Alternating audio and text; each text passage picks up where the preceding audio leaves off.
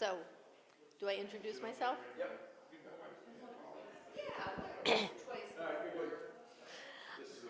Hi, I'm Nancy Pi-Sunyer.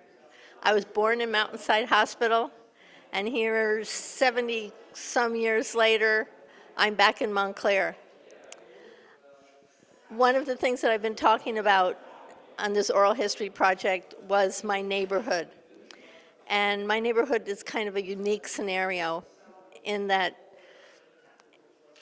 I live in the house that my mother grew up in, which in 2 more years my family will have owned for 100 years.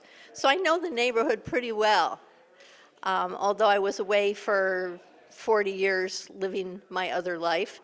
I came back near the end of my parents' life to take care of them. And although people say you can't come home again, I did, and I'm so glad I did.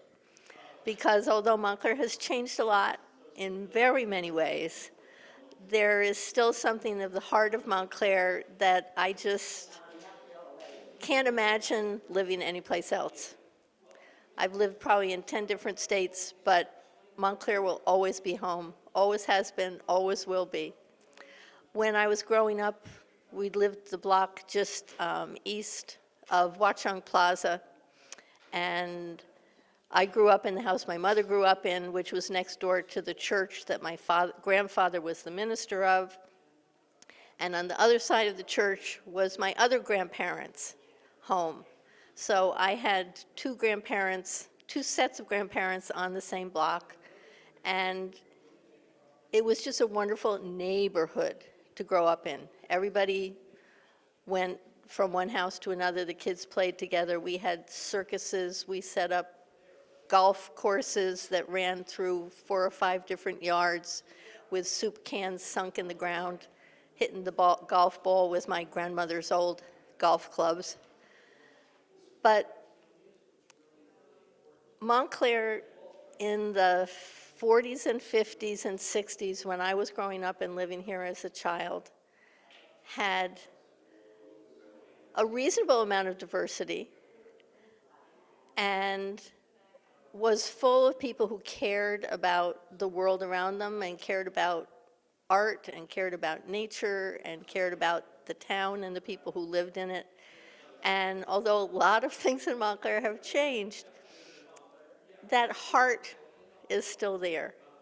And there are still neighborhoods in town where kids play together and have a lot of fun together and keep in touch.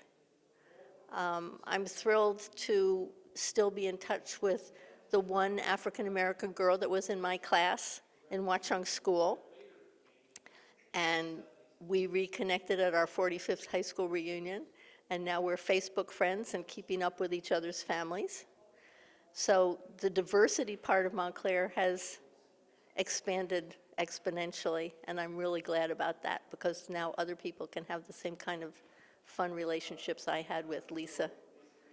But Montclair is home to me, always has been, always will be, and I just hope that going into the next century of Montclair's history, we can continue to have a diverse, artistically sensitive community that cares about the environment and cares about the people and cares about the kids and the schools the way people did in Montclair when I was growing up here.